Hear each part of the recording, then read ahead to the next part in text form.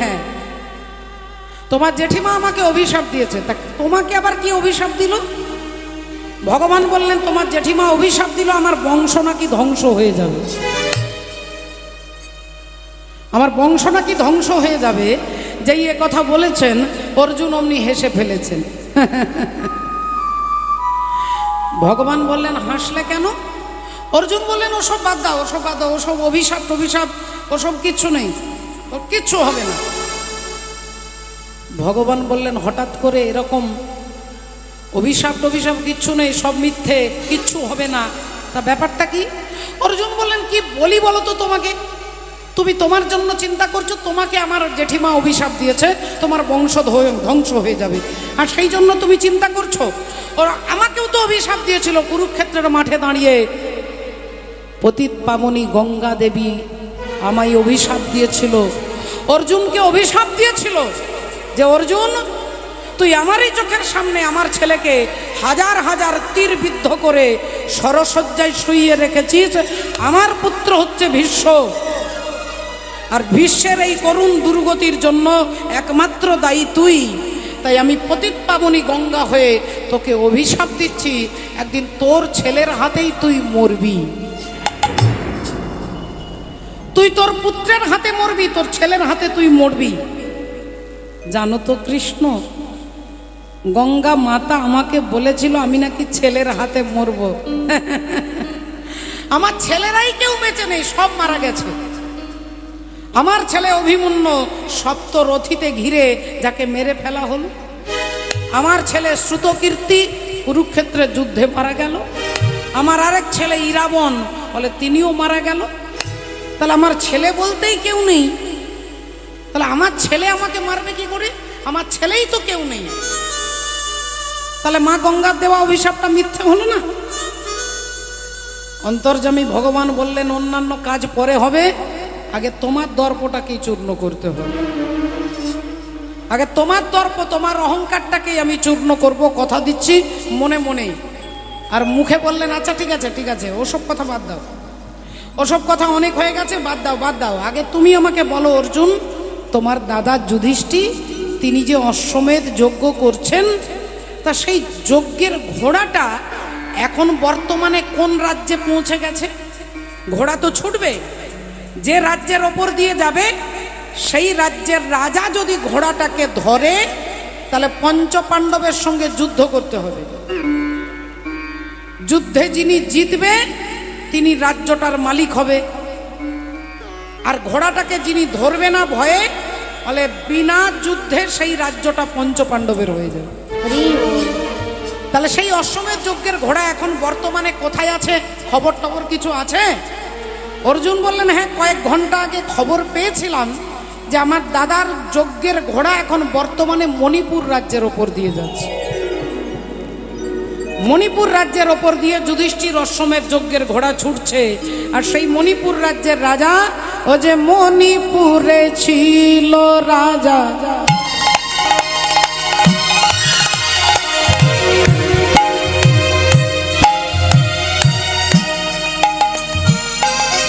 মণিপুরে ছিল রাজা,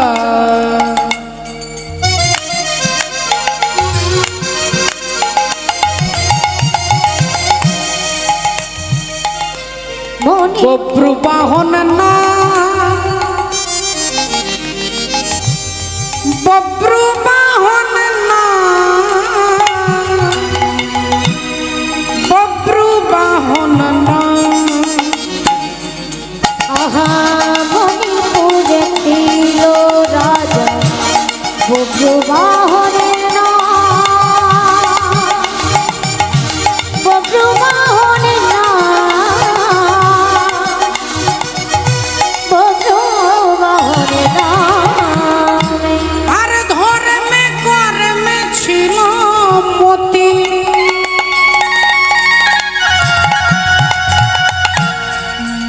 রাজা অতি গুণবান, অতি গুণবান, আহা ধর্মে কর্মে ছিল মতি,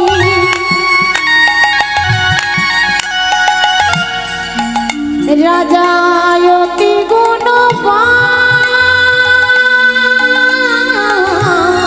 অতি গুণবান হে মণিপুর ছিল রাজা বব্রুবাহনের নাম, বব্রুবাহনের নাম, বব্রুবাহনের নাম।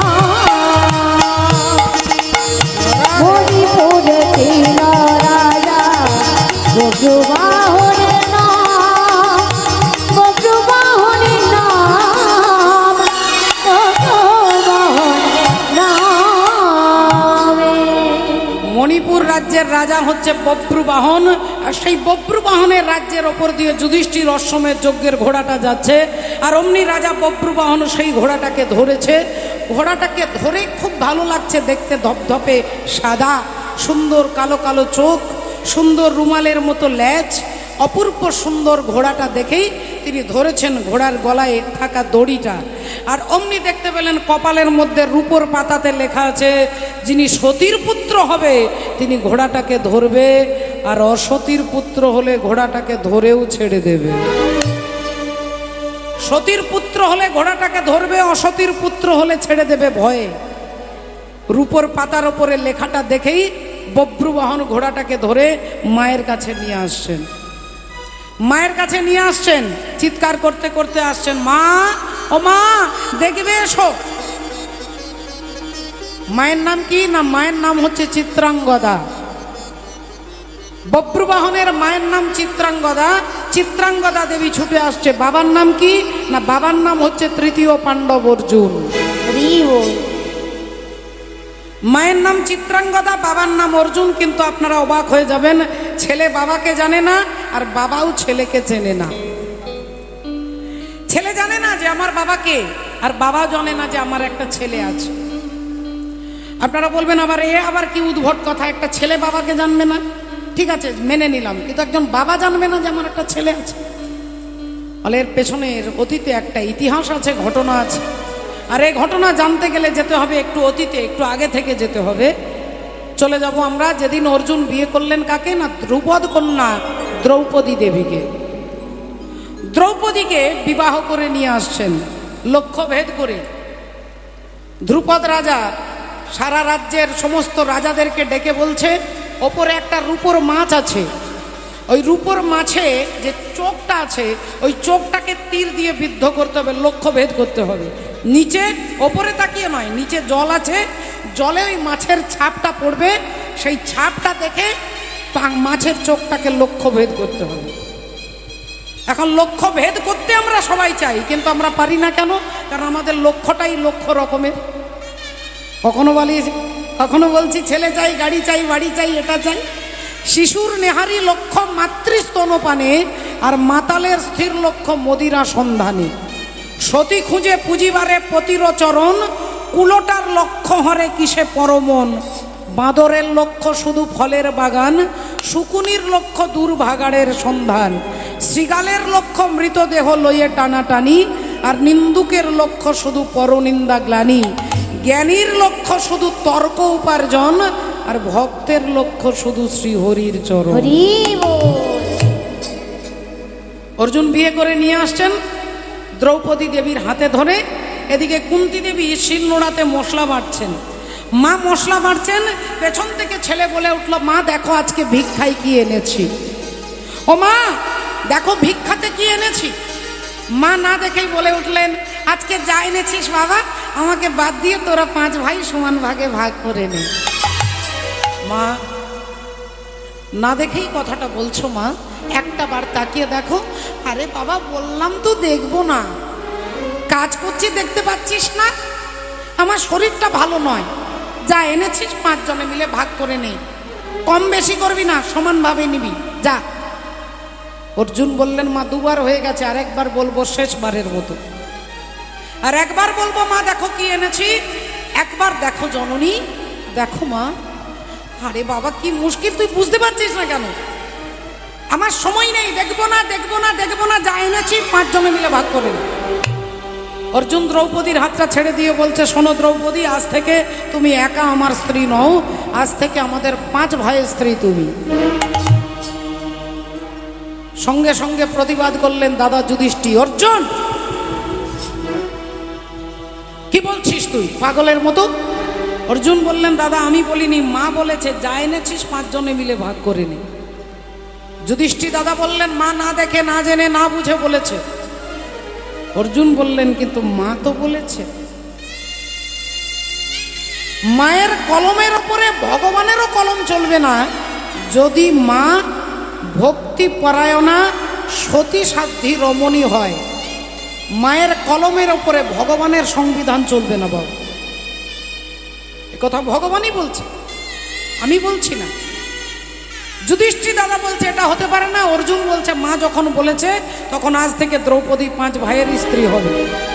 এই 2 জনের মধ্যে 2 ভাইয়ের মধ্যে তর্ক হচ্ছে, আর এমন সময় অন্তর্যামী শ্রী গোবিন্দ অন্তরে জানিয়া, অন্তর্যামী শ্রী গোবিন্দ অন্তরে জানিয়া, অন্তর্যামী শ্রী গোবিন্দ অন্তরে জানিয়া, যুধিষ্ঠির সম্মুখেতে দাঁড়ালো আসিয়া, আজ যুধিষ্ঠির সম্মুখেতে দাঁড়ালো আসিয়া, যুধিষ্ঠির সম্মুখেতে দাঁড়ালো আসিয়া। ভগবান দাঁড়িয়ে বললেন কি ব্যাপার, 2 ভাইয়ের মধ্যে তর্ক কখনো হয় না, কি সমস্যাটা কি? অর্জুন বললেন দেখো না কৃষ্ণ, আমি বলছি দ্রৌপদী 5 জনের স্ত্রী হবে। যুধিষ্ঠির দাদা বললেন কৃষ্ণ তুমি বলো একটা নারীর 5টা স্বামী হতে পারে? অর্জুন বললেন না হতে পারে না, কিন্তু যেখানে মা বলে দিয়েছে সেখানে কোনো কলম চলবে না। এবার তুমি বলো কৃষ্ণ, আজকে তুমি যা ভাস দেবে তাই হবে, বলো। অর্জুন বলছে বলো আমি ঠিক বলছি না দাদা ঠিক বলছে? ভগবান বললেন সিদ্ধান্ত দিতে গেলে একটু বিচার করে দিতে হবে। চোখ বন্ধ করে কিছুক্ষণ পরে ভগবান চোখ খুলে বললেন অর্জুন তুমি যা বলেছ তাহাই সত্য, আজ থেকে দ্রৌপদী তোমাদের 5 জনের স্ত্রী হবে। অর্জুন মেনে নিলেন, যুধিষ্ঠির মেনে নিলেন, সবাই মেনে নিলেন, কিন্তু আমরা মানতে পারি না বাবা। আমাদের মনের মধ্যে একটা খোঁচা, একটা প্রশ্ন থেকে যায়, একটা নারীর 5টা স্বামী এবার কিরকম? আবার তার স্বামী যার নাম নাকি সকালবেলায় বললে বিবাহিত নারীর সৌভাগ্য বৃদ্ধি হয়, অহল্যা কুন্তি তারা মন্দোদরী দ্রৌপদী পঞ্চকন্যা সরেত নিত্যম মহাপাতকা নাশনম। এই 5 জনের নাম বললে সৌভাগ্য বৃদ্ধি হয়, পাপ নাশ হয়। আর সেই দ্রৌপদীর 5টা স্বামী, আমাদের মনে প্রশ্ন মাথা চাড়া দিয়ে ওঠে, এটা কিরকম কথা? এটা আপনারা একটু মনে করে দেখুন। 5টা স্বামী যুধিষ্ঠির ভীম অর্জুন নকুল সহদেব, এটা হচ্ছে পঞ্চতত্ত্বের প্রতীক। ক্ষিতি অপ তেজ মরুত বোম। ক্ষিতি হচ্ছে মাটি, মাটি হচ্ছে যুধিষ্ঠির। অপ হচ্ছে জল, জলের দেবতা ইন্দ্র, ইন্দ্রের পুত্র অর্জুন। মরুত বাতাস, পবনদেব, পবন দেবতার পুত্র ভীম। নকুল সহদেব বোম, আকাশতত্ত্ব, আর তেজ অগ্নিতত্ত্ব। এই পঞ্চভৌতিক এই দেহটা কি আমাদের, আমি মনে করি না যে আমি চৈতালি চট্টরাজ, এই দেহটাকে আমি আমার বলে মনে করি না, এই দেহটাকেই আমি বলে মনে করি, আমার বলে মনে করি। রাধে রাধে। তাহলে এই পঞ্চভৌতিক দেহ এটা তো সকলে নিজের মনে করেন স্বামী, প্রভু, মালিক। তাহলে সেই অর্থে দ্রৌপদীর 5টা স্বামী শুধু তার নয়, আমাদের সকলের বাবা, আমাদের সকলের 5টা স্বামী। হ্যাঁ, এ দেহের পূর্ব পশ্চিম উত্তর দক্ষিণ, বলো কোনখানেতে বৃন্দাবন। আমি তত্ত্ব কথা শুনবো বলে মনে আকিঞ্চন।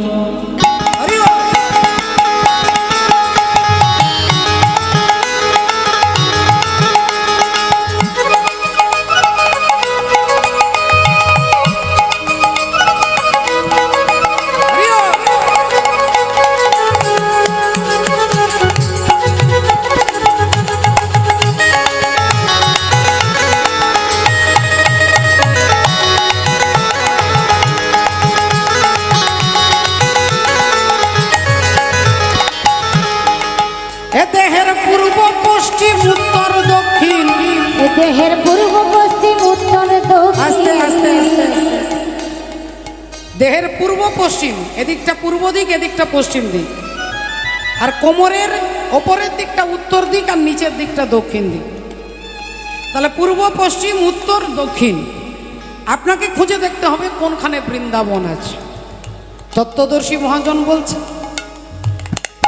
আহা, ও দেহের পূর্ব পশ্চিম উত্তর দক্ষিণ বলো কোনখানেতে বৃন্দাবন। আমি তত্ত্ব কথা শুনবো বলে মনে আদিত, তত্ত্ব কথা শুনবো বলে মনে আদিত।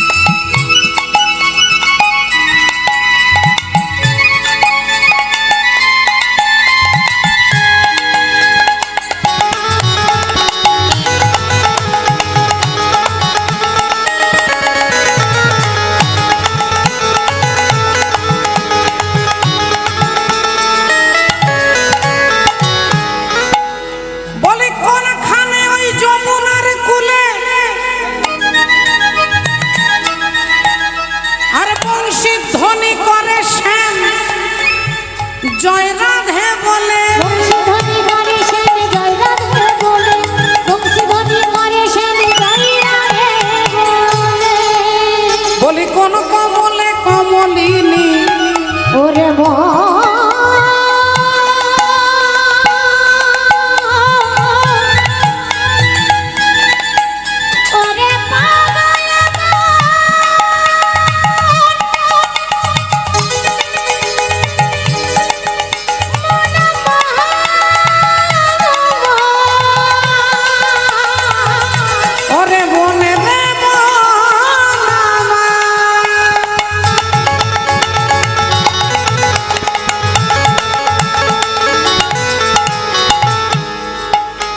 চূড়া মধ্যে চূড়ামণি ব্রহ্ম পাশে স্থিতি, পাট মধ্যে মহাবিষ্ণু করেন বসতি, চক্ষুতে শ্রী কালাচাঁদ করিতেছে ধ্যান, নাসিকাতে নিত্যানন্দ করে মধুপান, কর্ণেতে চৈতন্য গোসাই হয়ে সাবধান, মুখেতে ভদ্রাক্ষ বসি 32 যোগান, জিহ্বাতে নারদ মুনি বাজাই কোন্দল, জিহ্বা নিচে বসে নদী গয়া গঙ্গা জল, আল জিহ্বায় সরস্বতী বামেতে শ্রীদাম, কণ্ঠেতে শ্রী কানাই বাহুতে বলরাম, হস্তেতে শ্রী গোবিন্দ দান অধিপতি, সপ্তদ্বীপে জগন্নাথ করেন বসতি, নাভিমূলে ব্রহ্মা সদা করিতেছে লীলা, লিঙ্গে মহাদেব বসি লয়ে চন্দ্রকলা, গুহ্যদ্বারে বসিয়াছে নাড়ুয়া গোপাল, কামিনীর সঙ্গে কেলি বড়ই রসাল, হাঁটুতে শক্তির স্থিতি বসুমতি পায়, 18 মোকাম তত্ত্ব শুনো সমুদায়।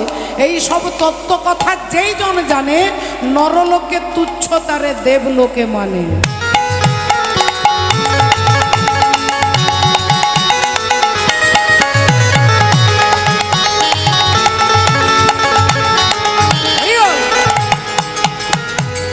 কোনখানেতে হয় গো মহারাজ, আরে কোনখানেতে রাধা কৃষ্ণ সদা করে বাস। কোনখানেতে রাধা কৃষ্ণ সদা করে বাস, কোনখানেতে রাধা কৃষ্ণ সদা করে বাস। ওই আমি জানবো বলে এই অভিলাষ, আমি জানিব বলে এই অভিলাষ। হ্যাঁ, ও দেখো মনে করি নিবেদন, আমি তত্ত্ব কথা শুনবো বলে মনে আদিত, তত্ত্ব কথা শুনবো বলে মনে আদিত, তত্ত্ব কথা শুনবো বলে মনে আদিত।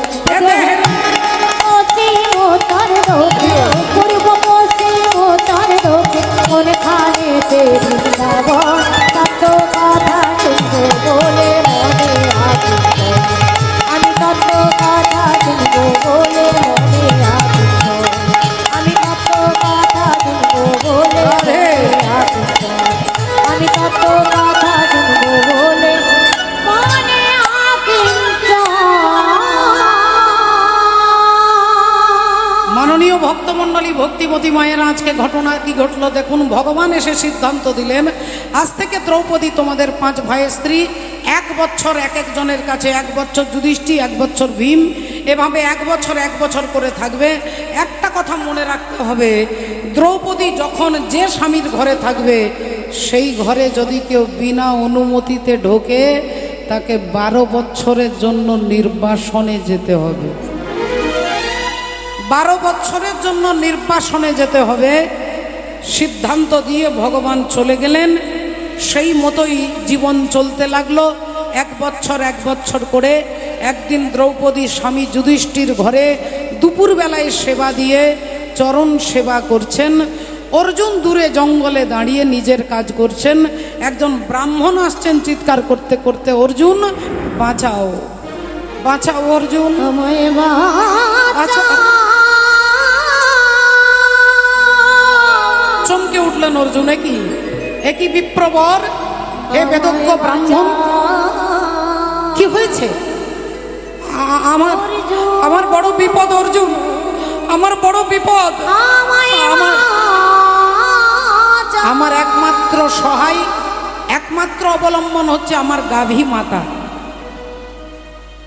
আর সেই গাভী মাতাটাকে একটা বাঘ টেনে টেনে নিয়ে যাচ্ছে। আমার বাড়িতে একমাত্র আমার অবলম্বন হচ্ছে একটা গরু, আর সেই গরুটাকে বাঘ টেনে টেনে নিয়ে যাচ্ছে। একমাত্র তুমি পারো বাঁচাতে। ওই বাঘটাকে হত্যা করে আমার গাভী মাতাকে ফিরিয়ে দাও অর্জুন। আমি ব্রাহ্মণ হয়ে আমি তোমার কাছে হাত জোড় করে অনুরোধ করছি, আমার গাভী মাতাকে বাঁচাও, বাঁচাও, বাঁচাও অর্জুন। অর্জুন বললেন, দেখুন আপনার সাহায্য করতে পারলে আমি খুব খুশি হতাম, কিন্তু এই মুহূর্তে বাঘটাকে মারতে গেলে যে তীর ধনুক দরকার, সেই তীর ধনুকটা এখন ওই ঘরে রয়ে গেছে, যেই ঘরে দাদা যুধিষ্ঠির আর দ্রৌপদী বসে আছেন। আর সেই ঘরে যদি আমি ঢুকে যাই, আমাকে 12 বছরের জন্য নির্বাসনে সংসার ছেড়ে চলে যেতে হবে। ব্রাহ্মণ বললেন, তাহলে তুমি তোমার স্বার্থের জন্য একজন ব্রাহ্মণকে খালি হাতে ফিরিয়ে দেবে? একটা গাভীর হত্যা হয়ে যাবে, বধ হয়ে যাবে, শুধুমাত্র তুমি তোমার স্বার্থের জন্য? যেই এ কথা বলেছেন, অর্জুন নিজের ভুল বুঝতে পেরে বলছে, আচ্ছা আপনি একটু দাঁড়ান, আমার ভুল হয়ে গেছে, আপনি একটু দাঁড়ান। ছুটে গেলেন অর্জুন ছুটে গিয়ে ওই ঘরে ঢুকে গান্ডীব ধনুকটাকে এনে বাঘকে হত্যা করে গাভী মাতাকে ব্রাহ্মণকে ফিরিয়ে দিলেন। ব্রাহ্মণ আশীর্বাদ করে চলে গেলেন। অর্জুন দেখলেন নিয়ম ভঙ্গ করেছি, যে ঘরে দ্রৌপদী থাকবে সেই ঘরে ঢুকলে 12 বছরের নির্বাসন, তাহলে সেই নির্বাসনে আমি চললাম। দাদা যুধিষ্ঠিরকে ডেকে বললেন, দাদা গো আমি চলে যাই, আমি চলে যাই, আমি চলে যাই। ও মা জাননী,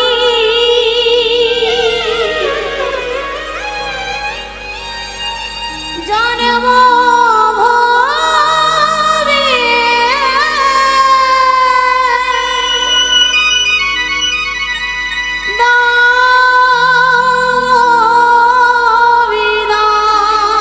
আমি চলে যাই। ও মায়াবী বিদায়, বিদায় দাদা যুধিষ্ঠির। 12 বছরের নির্বাসনে আমি চললাম, নিয়ম ভঙ্গ করেছি, বিনা অনুমতিতে এই ঘরে ঢুকেছি। ওরে ভাই অর্জুন, যাস না ভাই, যাস না, তোর কোনো দোষ নেই ভাই। তুই একজন ব্রাহ্মণ, অসহায় ব্রাহ্মণকে সাহায্য করবার জন্য ঢুকেছিস, এতে তোর কোনো অপরাধ হয়নি। কিন্তু দাদা, নিয়ম যারা তৈরি করবেন না, তারাই নিয়ম যদি ভঙ্গ করে, তাহলে দেশের উন্নতি হবে কি করে? যারা দেশের রক্ষক তারাই যদি ভক্ষক হয়, তাহলে রাজ্যের উন্নতি হবে কি করে? তাই দাদা তুমি ভেঙে পড়ো না দাদা, 12 বছর পরে আবার তোমার কাছে এসে দাঁড়াবো। আমি যাই দাদা, আমি আসি, চিন্তা করো না। ওরে ভাই তুই যাস না, অর্জুন কোনো কথা না শুনে বেরিয়ে পড়লেন ভগবানের নাম গাইতে গাইতে 12 বছরের জন্য নির্বাসনের উদ্দেশ্যে বেরিয়ে পড়েছেন। গাছের তলায় থাকতে হবে, গাছের ফল খেয়ে, ঝর্ণার জল খেয়ে, নদীর জল খেয়ে থাকতে হবে। 12টা বছর পার করতে হবে মা, 12 দিন নয়। চিন্তা করে দেখুন কত বড় সত্য রক্ষার প্রতি যাদের নিষ্ঠা। ভগবানের নাম গাইতে গাইতে যাচ্ছে। আহা, मैला तन है मैला मन है मैला बसन होढ़े राम जी ऐसी कृपा करो अब मनुआ मैं लिए छोड़े। राम जी ऐसी कृपा कीजिए मेरा तन हो जाए छोड़े।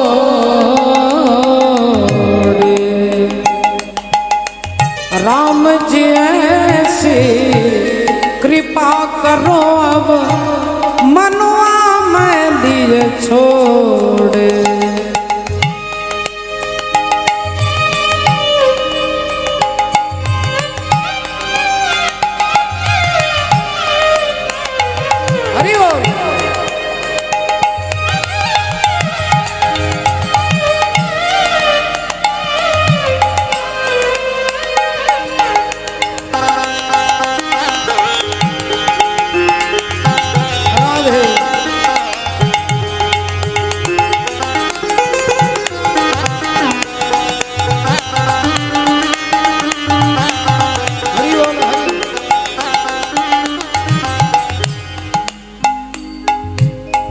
पाप की गठरी बांधे प्रभु जी, कहाँ जगत में जाऊं।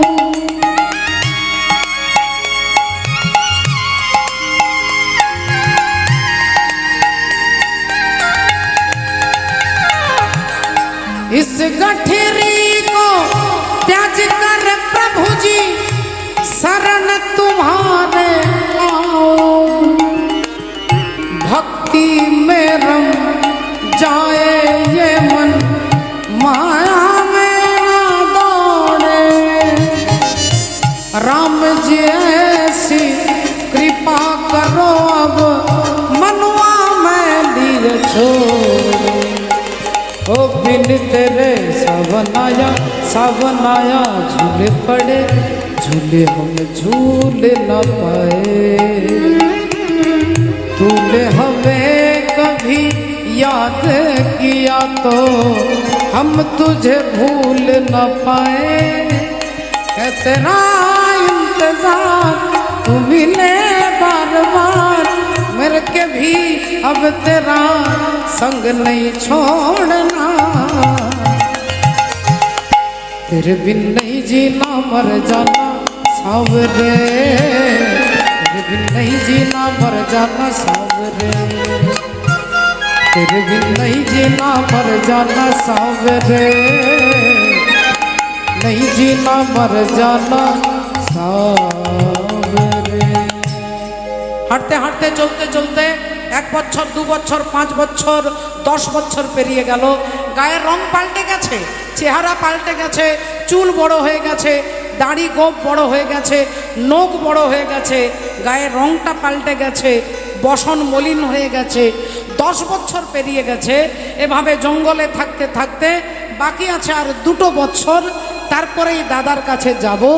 এই অভিলাষে হাঁটতে হাঁটতে চলতে চলতে এভাবে দেখতে দেখতে আরেকটা বছর পেরিয়ে গেল, 11 বছর পেরিয়ে গেল। আছে সময় মাত্র এর একটা বছর আনন্দে, কোনো রকমে একটা বছর 365 দিন পেরিয়ে যাবে। এই আনন্দে অর্জুন চলতে চলতে চলতে তিনি যে নিজের অজান্তেই চলে এসেছে মণিপুর রাজ্যে। মণিপুর রাজ্যে চলে এসে তিনি নিজেও জানে না। সেই সময় মণিপুর রাজ্যের রাজা হচ্ছে চিত্রভানু রাজা, আর চিত্রভানু রাজার একমাত্র মেয়ে, তার নাম হচ্ছে চিত্রাঙ্গদা। চিত্রাঙ্গদা তিনি জাতিতে নারী, কিন্তু পুরুষের পোশাক ধুতি পাঞ্জাবি পরতেন, লম্বা লম্বা চুলগুলোকে খোপা করে দিয়ে মাথায় মুকুট পরতেন, দেখলে মনে হতো রাজপুত্র। আর সেই রাজপুত্র সেজে ঘোড়ার পিঠে চেপে তিনি যাচ্ছেন, ঘোড়া ছুটিয়ে টকবক টকবক করে ঘোড়া ছুটছে। ঘোড়া ছুটতে ছুটতে ছুটতে এদিকে অর্জুন একটা গাছের ছায়াতে, গাছের তলাতে নিজের হাতের ওপরে মাথাটা রেখে ঘুমিয়ে আছে। এদিকে হরিবল চিত্রাঙ্গদা দেবীর ঘোড়া এসে দাঁড়িয়ে গেছে অর্জুনের কাছে। চিত্রাঙ্গদা ডান দিকে বাঁ দিকে তাকিয়ে দেখছে কেউ কোথাও নেই। হঠাৎ ঘোড়াটা দাঁড়িয়ে গেল, দেখছে সামনে একজন ভদ্রলোক শুয়ে আছে। দেবী চিত্রাঙ্গদা চিৎকার করে বলে উঠলেন, এই যে উঠুন, উঠুন, উঠুন, রাস্তা ছাড়ুন, আমি এদিক দিয়ে যাব। অর্জুনের ঘুম ভেঙে তাকিয়ে দেখছেন অপূর্ব সুন্দর রাজপুত্র, বাচ্চা ছেলেটা, কি সুন্দর দেখতে গো। অর্জুন বললেন, দেখুন আমার ডান দিকেও জায়গা আছে, আমার বাঁ দিকেও জায়গা আছে, আপনি এদিক দিয়ে যান, নইলে এদিক দিয়ে যান। দেবী চিত্রাঙ্গদা বললেন, আমি সোজাই যাব, তুমি এখান থেকে ওঠো। অর্জুন বললেন, তাহলে এক কাজ করুন, আপনি আমাকে ডিঙে আমাকে লাফিয়ে চলে যান। দেবী চিত্রাঙ্গদা বলছে, আপনার কি এতটুকু কাণ্ড জ্ঞান নেই? কোনো পশু পাখি, কুকুর রাস্তায় শুয়ে আছে, ছাগল রাস্তায় শুয়ে আছে, আপনি লাফিয়ে চলে গেলে আপনার পুণ্য ক্ষয় হয়ে যাবে। জীবনে যে পুণ্যটা সঞ্চয় করেছেন, কেউ রাস্তায় শুয়ে আছে, আপনি তাকে ডিঙে চলে যান, আপনার পুণ্য কমে যাবে। বাচ্চা ছেলে ঘরের বারান্দায় শুয়ে আছে, আপনি ভাবছেন তাকে ঘুম থেকে ওঠাবো না, ডিঙে চলে যায়, আপনার পুণ্য ক্ষয় হয়ে যাবে। আর যদি রেগে গিয়ে কোনো মানুষকে লাথি মারে, একদিন লাথি মারলে জীবনে যত পুণ্য করেছেন সব শূন্য হয়ে যাবে। দেবী চিত্রাঙ্গদা বললেন, তোমাকে আমি ডিঙে যেতে পারবো না, তোমার ডান দিকেও যাবো না, বাঁ দিকেও যাবো না, তুমি এখান থেকে ওঠো। অর্জুন বললেন, যদি না উঠি? চিত্রাঙ্গদা বললেন, তোমাকে ঢেনে একবারে টেনে তুলে এই রাস্তা থেকে ছুঁড়ে ফেলে দেবো। তা তুমি আমাকে টেনে ছুঁড়ে, তিনি জগতে কারোর দর্প, কারোর অহংকার তিনি রাখেন না। এক্সাম্পল হিসেবে, প্রমাণ হিসেবে উদাহরণ দেখাচ্ছেন। ভগবান যে যার রথের ড্রাইভার, সারথি, তার নামই হচ্ছে অর্জুন। আর সেই অর্জুনের অহংকারটাকেই ভগবান চূর্ণ করলেন। কেন করবেন, তার তথ্য ইতিহাস আমরা জানবো গুরুচরণ আশ্রয় করে। এই মুহূর্তে আমরা চলে যাব ভগবান শ্রী গোবিন্দের কাছে। মনে মনে চিন্তা করলেন যে এই হস্তিনাপুরের সমস্ত দায়িত্ব আমার শেষ হয়ে গেছে, এখানের সমস্ত কাজ শেষ, এইবার আমি চলে যাব দ্বারকায়। ওখানে গিয়ে অনেক কর্তব্য, অনেক কাজ, অনেক কিছু করার আছে। তাই চলে যাবার আগে আমি হস্তিনাপুরে যত যত ভক্ত আছে সবার সঙ্গে দেখা করব, কে কি চাই তাকে তাই দিয়ে তারপর আমি দ্বারকায় যাবার একটা সিদ্ধান্ত নেব, কবে যাব।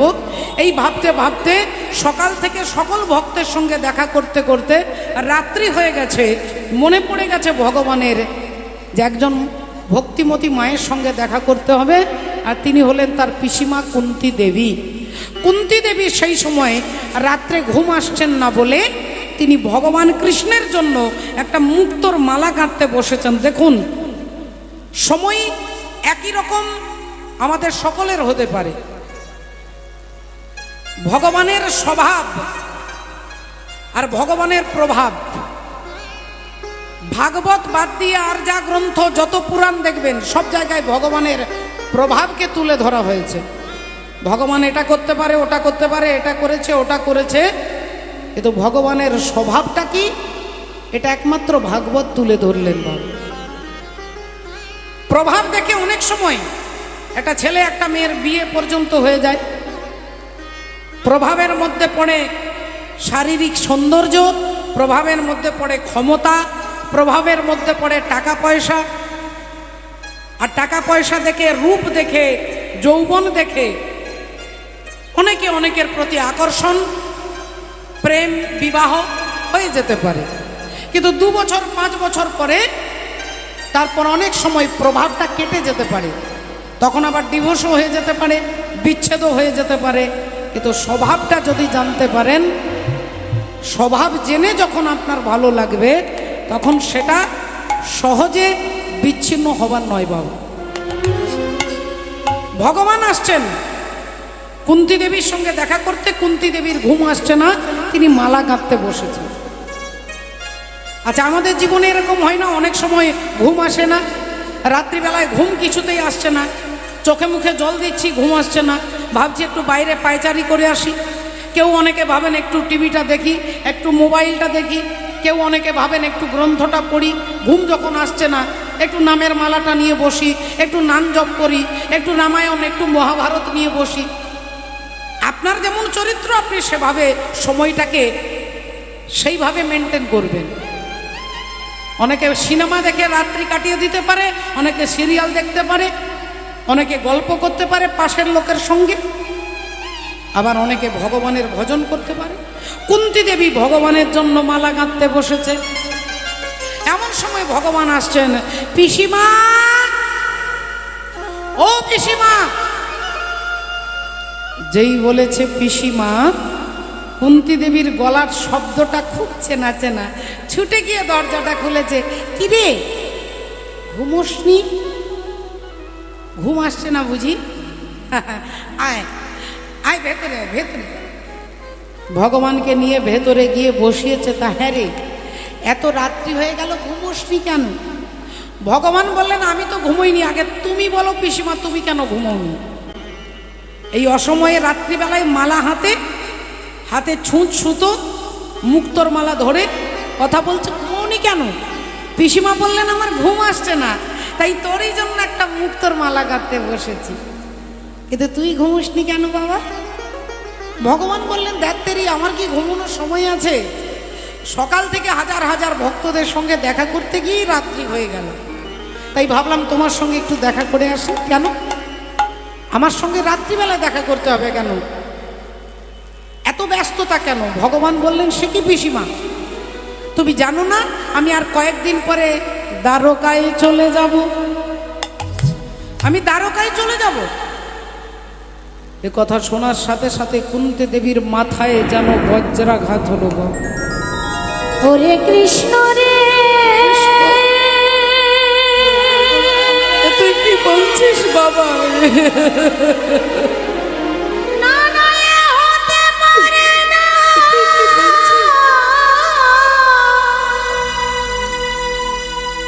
না না, এ হতে পারে না,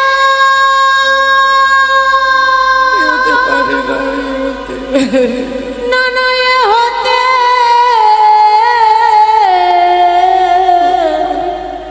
পারে না। ভগবান বললেন, এই দেখো পিসিমা, তুমি ভেঙে পড়েছো। আচ্ছা আচ্ছা, তুমি আমাকে বলো পিসিমা, তোমাদের যখন দরকার ছিল, প্রয়োজন ছিল, আমি তোমাদের পাশে ছিলাম। আজকে তোমার ছেলে কুরুক্ষেত্রের যুদ্ধে তোমরা জয়লাভ করেছো, যুধিষ্ঠির দাদা রাজা হয়েছে, তুমি রাজমাতা হয়েছো, তোমার খাবার অভাব নেই, তোমার পড়ার অভাব নেই, তোমার থাকার অভাব নেই। তাহলে এবার তো পিসিমা আমাকে আমার নিজের কাজে বেরিয়ে যেতে হবে। কুন্তী দেবী বললেন, তাহলে কেন এসেছিস? কেন এসেছিস বল? এই রাত্রিবেলায় আমাকে দুঃখ দেওয়ার জন্য তুই কেন এসেছিস? ভগবান বলে, পিসিমা গো, আজ সকাল থেকে মনে মনে একটা প্রতিজ্ঞা করে বেরিয়েছি, আমার কাছে যে যা চাইবে তাই দেব, তাই তোমার কাছে এসেছি। আজ তো তুমি যা চাইবে তোমাকে তাই দেব। না ভালো করে ভেবে বলছিস তো? আমি যা চাইবো তুই তাই দিবি? বললেন, তোমার চাইতে দেরি হবে, কিন্তু আমার দিতে দেরি হবে না। কুন্তী দেবী নিজের আঁচলটাকে ভগবানের দিকে এগিয়ে দিয়ে বলছে, আমি যা চাইবো যদি তাই দিস, তাহলে দে বাবা, দে দে। জগতের সমস্ত দুঃখ তুই আমার আঁচলে দে বাবা। তুই আমায় আঁচল ভরে দুঃখ দে রে। তুই আমার আঁচল ভরে আমায় দুঃখ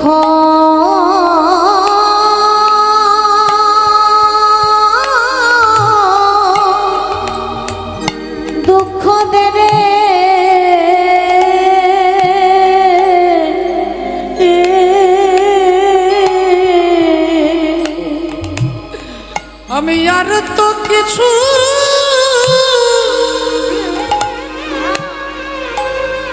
ওরে চাই না কৃষ্ণ ওরে আমায় আঁচলে ভরে তুই আমার আঁচলে ভরে দুঃখ দে রে। ভগবান বলে দাঁড়াও পিসিমা, দাঁড়াও দাঁড়াও দাঁড়াও, আরে তো কিছু একটু দাঁড়িয়ে যাও পিসিমা। পিসিমা গো, এই ইতিহাস অনেকে জানে না, কিন্তু আমি জানি। তুমি যেদিন জন্মগ্রহণ করলে তোমার বাবা সুরসেন, তার বন্ধুর নাম হচ্ছে কুন্তী ভোজ। সুরসেন তার মেয়ের নাম হচ্ছে কুন্তী, কিন্তু সুরসেন কি করলো, তার মেয়েকে নিয়ে তার বন্ধুকে দিয়ে বললেন, আজ থেকে আমার মেয়েটা তোর মেয়ে, তোর কোনো ছেলে মেয়ে নেই, আমি আমার মেয়েটাকে আজ থেকে তোকে দিয়ে দিলাম, আজ থেকে তোকে বাবা বলবে, তোর স্ত্রীকে মা বলবে। যা, ছোটবেলায় বাবা মা পরিবর্তন হয়ে গেল, তোমার জীবনের প্রথম দুঃখের সূচনা হলো। একটু বড় হলে যৌবনে পদার্পণ করলে, সূর্যের আশীর্বাদে, সূর্যের কৃপায়, মন্ত্রের ক্ষমতা দেখতে গিয়ে তুমি ভুল করে সূর্যদেবকে আহ্বান করলে, আর তার আশীর্বাদে কুমারী অবস্থায় একটা সন্তান হলো, যে সন্তানকে তুমি সমাজে দাঁড়িয়ে কোনোদিন বুকে জড়িয়ে ধরে বলতে পারলে না যে তুই আমার ছেলে, আমি তোর মা। তোমার জীবনের দ্বিতীয় দুঃখ, যে ছেলেটাকে তুমি চোখের কাছে দেখেছো, যাকে কখনো আলিঙ্গন করে তুমি বলতে পারলে না ওরে কর্ণ, এই সমাজে দাঁড়িয়ে আমি চিৎকার করে বলছি আমি তোর মা, তুই আমার ছেলে, তুমি কোনোদিন বলতে পারলে না। এটা কি একটা মায়ের জীবনের কম দুঃখ? 3 নাম্বার দুঃখ, তোমার বিয়ে হলো, কয়েক বছর পরে তুমি বিধবা হয়ে গেলে। নারীর জীবনের সব থেকে চরম দুর্গতি, বিধবা হয়ে গেলে। তারপর সন্তানদের নিয়ে 13টা বছর জঙ্গলে জঙ্গলে ঘুরলে, তোমার আত্মীয় দুর্যোধন তোমাকে লাক্ষা ভবনে তোমাদের পুড়িয়ে মারবার চেষ্টা করলো। জীবনে এত দুঃখ, এত ঘাত, এত প্রতিঘাত তুমি পাওয়ার পরেও আজ ইতিহাস প্রমাণ আছে, কেউ আমার কাছে দাঁড়িয়ে কেউ দুঃখ চায় না। আমার কাছে দাঁড়িয়ে সকলে আনন্দ, সুখ, টাকা পয়সা, ছেলে মেয়ে, নাতি নাতনি, বিষয় বৈভব চাই। আর তুমি আমার কাছে দাঁড়িয়ে বলছো আমাকে আঁচলে ভরে জগতের সমস্ত দুঃখ দিন। এ কি কথা পিসিমা? পিসিমা বললেন, বাবা কৃষ্ণ, এতদিন পরে এই সিদ্ধান্তে দাঁড়ালাম যে যতদিন আমাদের জীবনে দুঃখ ছিল তুই আমাদের পাশে ছিলি বাবা, কিন্তু আজকে আমার ছেলে রাজা হয়েছে, আমি রাজমাতা হয়েছি, আজ আমাদের কিচ্ছু অভাব নেই, আর এই সুখের দিনে তুই আমাদের ছেড়ে চলে যাচ্ছিস বাবা। তাহলে এমন সুখের দরকার নেই যে সুখে কৃষ্ণকে হারা হতে হয়। তাই তুই আমাকে দুঃখ দে, সারা জীবন তুই আমাদের পাশে থাকবি। এ কথা যেই কুন্তী দেবী বলেছেন,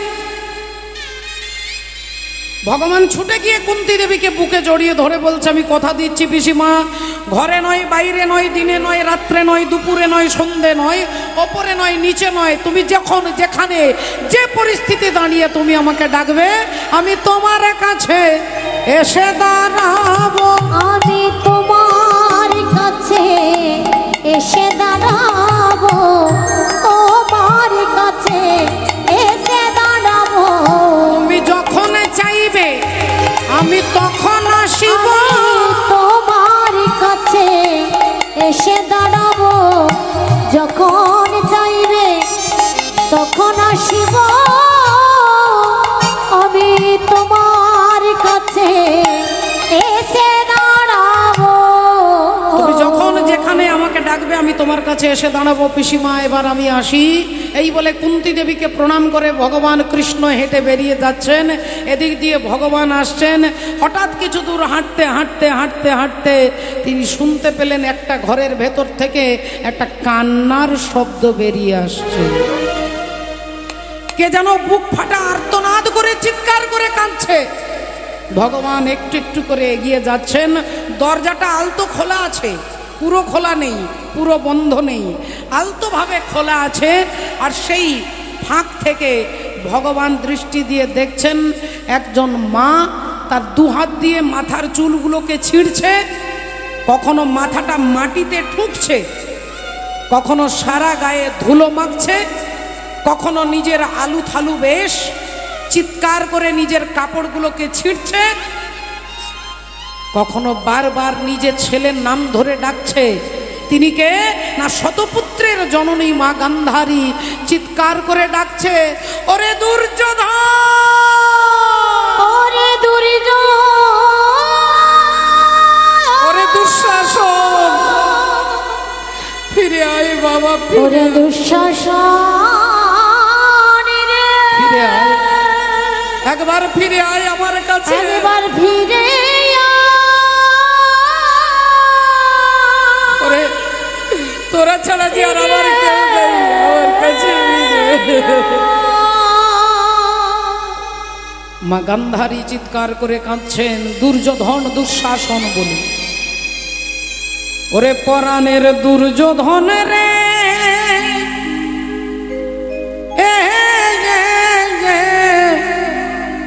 এ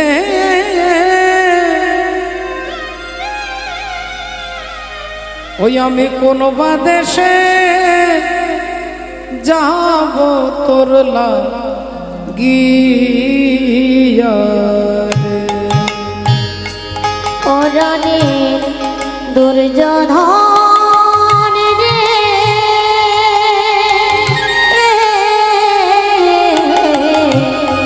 কোন বাদেশে যাব তোর লাগিয়া রে। পরাণের দুর্যোধন রে,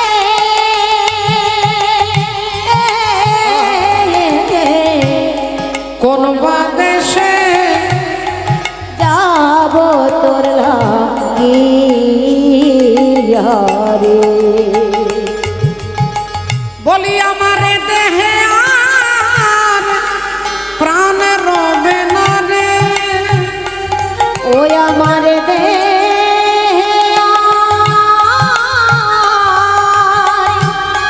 প্রাণ রবে না রে। ওই আমি কোন বা দেশে যাব তোর লাগিয়া রে। আরে বাপ দুর্যোধন, ফিরে আয় বাবা, একবার ফিরে আয়, এই মায়ের কাছে ফিরে আয়, তুই ছাড়া যে আর কেউ নাই।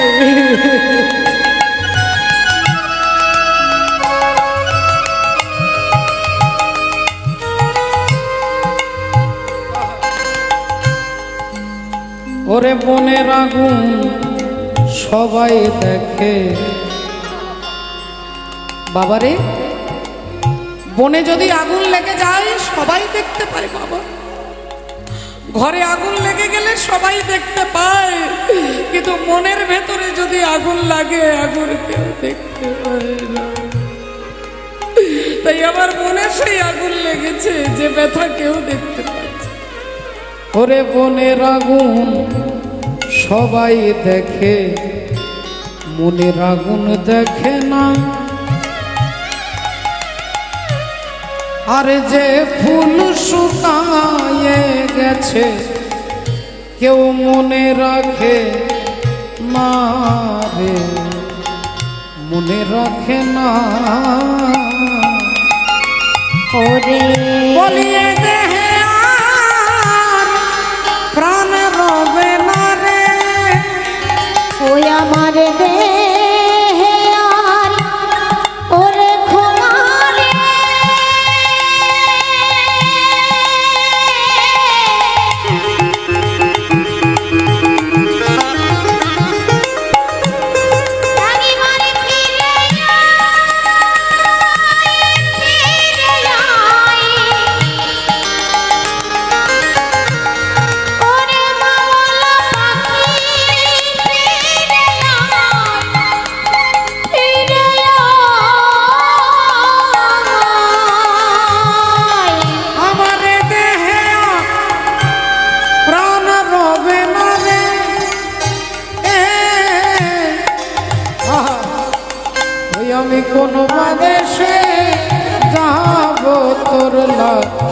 গিয়ারে।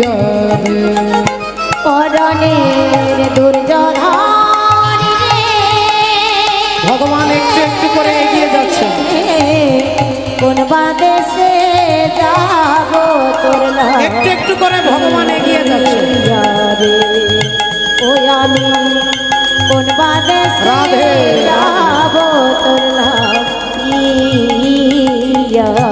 আর অমনি পেছন থেকে যেই ভগবান ছোট্ট করে আলতো করে ডাক দিচ্ছেন মা,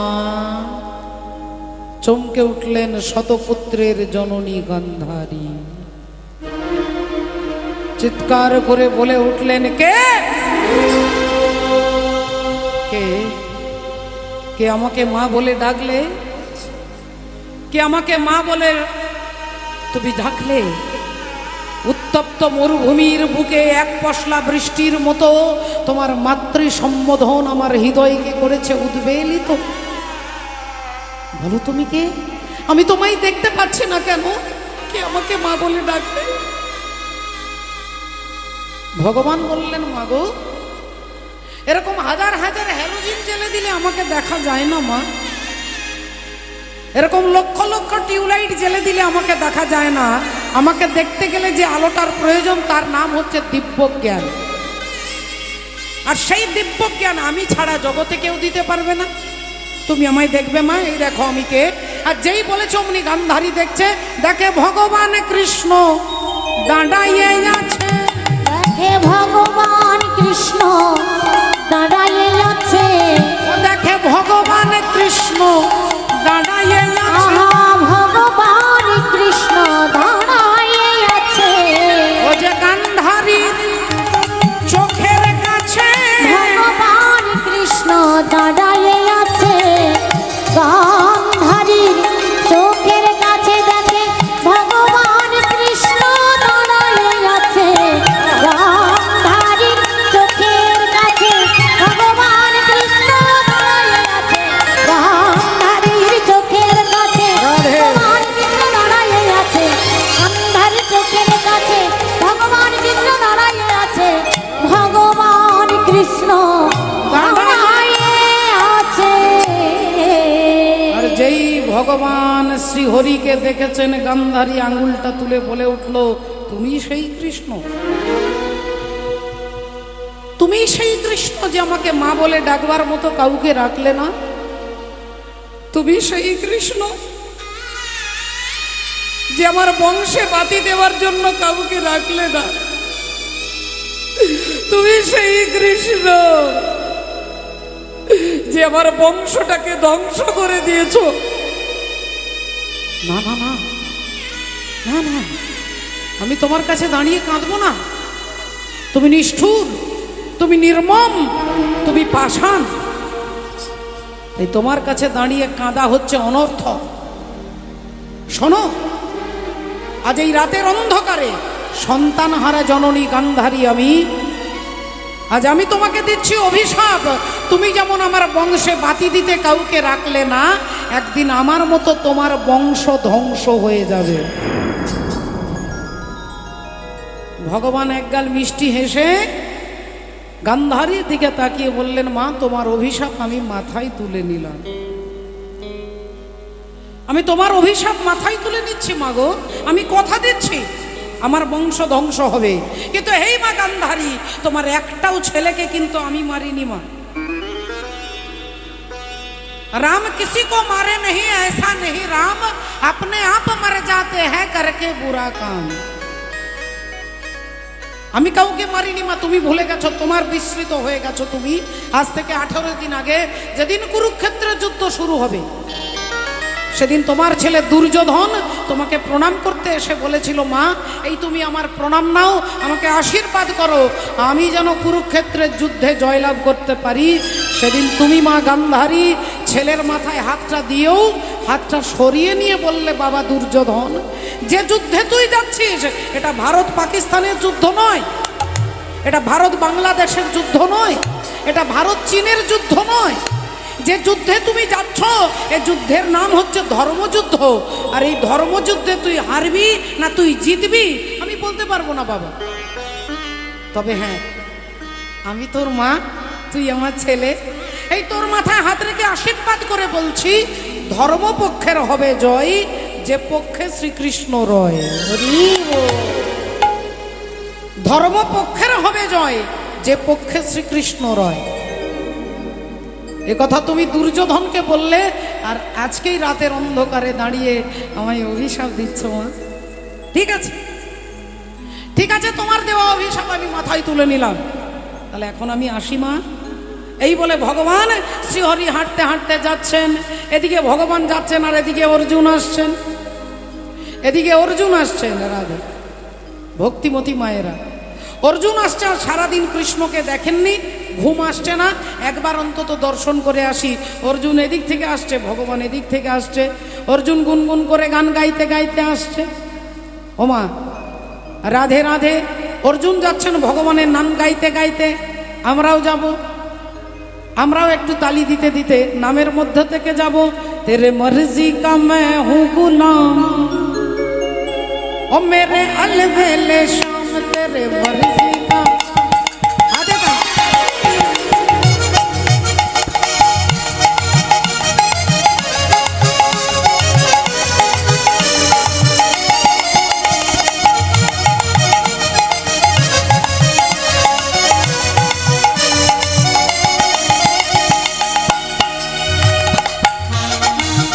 तेरे मर्जी का मैं हूँ गुलाम, मेरे अलबेले शाम। ओ तेरे मर्जी का मैं हूँ गुलाम, ओ मेरे अलबेले शाम। मर्जी का मैं हूँ गुलाम, मेरे अलबेले शाम। ए अलबेले शाम मेरे अलबेले शाम। अलबेले शाम मेरे अलबेले शाम। अलबेले शाम मेरे अलबेले शाम। अलबेले शाम मेरे अलबेले शाम। मर्जी का मर्जी का मैं हूँ गुलाम, मेरे अलबेले शाम। तेरे मर्जी का मैं हूँ गुलाम, मेरे अलबेले शाम।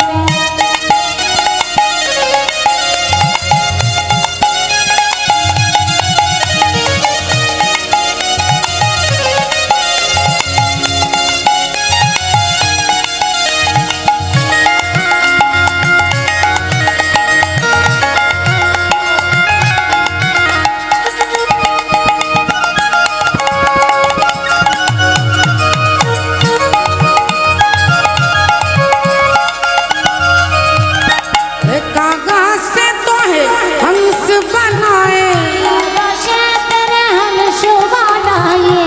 कागज से तो है हंस बनाए। कागज तो है हंस बनाए। मिट जाए और अनेक नाम मेरे अलबेले शाम। मर्जी का मैं हूँ गुलाम, मेरे अलबेले शाम। ओ तेरे मर्जी का मैं हूँ गुलाम, ओ मेरे अलबेले शाम। मर्जी का मैं हूँ गुलाम, मेरे अलबेले शाम। ओ तेरे मर्जी का मैं हूँ गुलाम, मेरे अलबेले शाम। मर्जी का मैं हूँ गुलाम, मेरे अलबेले शाम। तेरे मर्जी का मैं हूँ गुलाम, मेरे जय जय श्री। श्री राधे। অর্জুন হঠাৎ ভগবানকে দেখতে পেয়েছে। ভগবান অর্জুনকে দেখছেন, দুজনে দুজনের দিকে তাকাচ্ছেন। অর্জুন অবাক হয়ে ভুরু কুঁচকে বলে উঠল, কৃষ্ণ তোমার মুখটা পদ্ম ফুলের মতো সুন্দর, কোমল, নির্মল, উজ্জ্বল। আজকে কিরকম যেন একটু শুকনো শুকনো, একটু বিমর্ষ, একটু চিন্তাগ্রস্ত মনে হচ্ছে। ব্যাপারটা কি? ভগবান বললেন, না না তেমন কিছু নয়, ওই তোমার জেঠিমা আমাকে অভিশাপ দিয়েছে। অর্জুন বললেন, আমার জেঠিমা মানে গান্ধারী দেবী?